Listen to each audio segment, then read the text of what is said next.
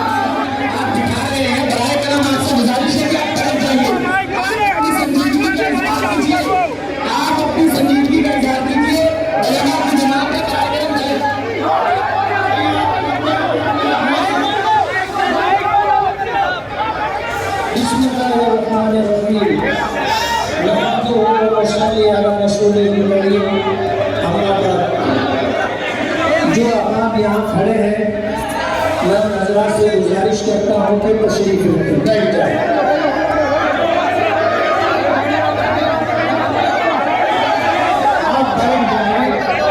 آپ بیٹھ جائیں، میں اپنی بات رکھنا چاہتا ہوں۔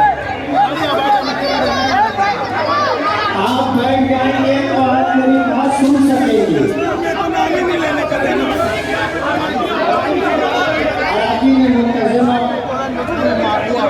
آج اس موقع پر ہم لوگ اپنے صوبہ مہاراشٹر کے لیے صدر، نائبین صدور اور خازن کے انتخاب کے لیے جمع ہوئے۔ ہماری جماعت ایک دستوری جماعت ہے اور دستور کے مطابق ہی ہمارے تمام امور انجام دیے جاتے ہیں۔ آج اس مجلس میں بات کی ابتدا دستور سے ہوئی اور کسی کا نام پیش کیا جائے اس سے پہلے میں نے کچھ کہنا چاہا تھا، تو مجھے یہ جواب دیا گیا کہ نام پیش کیے جانے سے پہلے کسی کے کچھ کہنے کا موقع یا بات کہنے کی اجازت دستور میں نہیں۔ میں نے اس بات کو قبول کیا کہ جب یہ دستور ہے تو ہماری جماعت دستوری ہے، دستور کا اہتمام، دستور کو ماننے کا اہتمام ہونا چاہیے۔ لیکن دوسری غیر دستوری بات کی جا رہی ہے کہ صدر محترم کو یہ پسند ہے کہ وہ ایسا کوئی شخص جس کا سیاست سے تعلق ہو وہ ہماری جماعت کا صدر نہ رہے۔ میں مفتی معصوم ثاقب صاحب سے پوچھنا چاہوں گا کہ کیا یہ دستور میں ہے؟ ہمارا دستور یہ ہے کہ ہماری جماعت سے تعلق رکھنے والا کوئی بھی شخص کسی بھی سیاسی جماعت سے تعلق رکھ سکتا ہے، شرط یہ ہے کہ وہ سیاسی جماعت فرقہ پرست نہ ہو۔ یہ ہمارے دستور میں۔ آپ دستور کی دہائی دیتے ہیں، دستور کے خلاف بات صدر محترم کی طرف منسوب کر کے کہ صدر محترم کی پسند ہے۔ میں ایسا مانتا ہوں کہ دستور سے اوپر کوئی نہیں ہوتا۔ دستور دستور ہے اور مولانا بدر الدین اجمل کا حوالہ دینا ان کا عمل ہمارے لیے دستور نہیں ہے، کسی اور کا حوالہ دینا دستور نہیں ہے۔ میں اپنی بات رکھنا چاہتا تھا، شاید بدگمانی ہوگی تو دستور کا حوالہ دے کر کے مجھے روکا گیا۔ ہمارا ہمیشہ کا یہ معمول رہا ہے کہ ہم اتفاق رائے سے صدارت کا انتخاب کرتے، کبھی اختلاف نہیں ہوتا، لیکن کچھ معاملات ہیں جس کی وجہ سے یہ ماحول بنایا گیا کہ صدارت کے لیے ایسی صورتحال بننا چاہیے کہ انتخاب نظر آئے اور پورے مہاراشٹر سے اراکین منتظمہ آئیں۔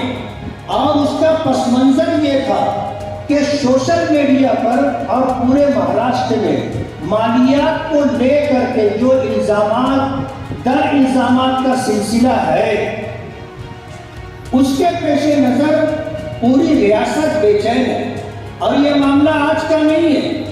میں ورکنگ کمیٹی کا ممبر ہوں مہاراشٹر کے۔ میں مرکز کی جو ہے ورکنگ کمیٹی کا ممبر ہوں، جیسا مفتی معصوم صاحب جنرل سیکریٹری مرکزی جمعیت سے انہوں نے اس بات کا اظہار کیا، تو میری بات سننا چاہیے تھا۔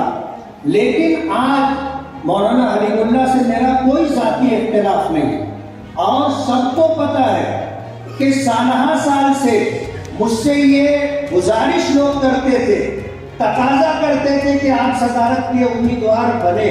میں نے ہمیشہ معذرت کی، اللہ نے مجھے جو دیا ہے میرے لیے اسی کو سنبھالنا مشکل ہے۔ مہاراشٹر جیسی ریاست کی صدارت کا سنبھالنا میرے لیے دیانت کی بات یہ ہے کہ ممکن نہیں تھا، میں نے ہمیشہ معذرت کی۔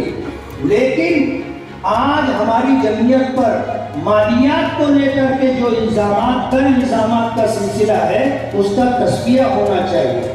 مولانا حلیم اللہ صاحب سے معذرت کے ساتھ مجھے مرحوم گلزار اعظمی رحمت اللہ علیہ نے جو بات کہی ہے کہ نوٹ بندی کے موقع پر ایک بہت بڑی رقم دی گئی اور اس کے بعد دفتر میں ایک بہت بڑی رقم تھی جو لوگوں کی لائبریری میں لے جائی گئی، اور یہ کروڑوں کی رقم، اور آج تک اس کا تصفیہ نہیں ہو سکا۔ مولانا حلیم اللہ صاحب سے میری کوئی ذاتی دشمنی نہیں ہے، لیکن میں جماعت کا ایک ورکر ہونے کی حیثیت سے آپ کو یہ بتانا چاہتا ہوں کہ ہم 1 روپیہ 5 روپیہ 100 روپیہ 1000 روپیہ لاکھ روپیہ لوگوں سے اکٹھا کرتے ہیں اور جمعیت کو لا کر کے دیتے ہیں۔ اگر حساب و کتاب میں شفافیت نہیں ہے تو میرا یہ عقیدہ اور ایمان ہے کہ عند اللہ ہم سے باز پرس ہوگی۔ ہم اگر مالیات کے سلسلے میں کہیں بھی خرد و برد کے مرتکب ہوں گے اور ہماری جماعت پر الزامات لگایا گیا، ریاست جانے دیجیے، منتظمہ جانے دیجیے، میں ورکنگ کمیٹی کا ممبر ہوں، ہمیں بھی مطمئن نہیں کیا گیا، ہم سے بھی چھپایا گیا۔ ہم نے بار بار تقاضے پر ایک مرتبہ ورکنگ کمیٹی میں بات رکھی، گول جواب دیا گیا۔ مالیات کے سلسلے میں اگر مولانا حلیم اللہ صاحب کے متعلق اس طرح کی بات ہے تو میں مولانا مفتی معصوم ثاقب صاحب سے یہ کہنا چاہتا ہوں کہ دستور میں یہ بات ہے کہ اگر کسی کے اوپر مالیات کے تعلق سے الزام ہے تو جب تک اس کا تصفیہ نہ ہو جائے اسے جماعت کا کوئی عہدہ نہیں دیا جا سکتا، اور یہ غیر دستوری بات ہے۔ اس لیے میں نے اپنا فرض ادا کیا، میری ذمہ داری کی میں نے پوری کی۔ کل قیامت کے دن میں اللہ کے یہاں جواب دہ نہیں رہوں گا، جواب دہی آپ کی ہوگی۔ السلام علیکم ورحمۃ اللہ۔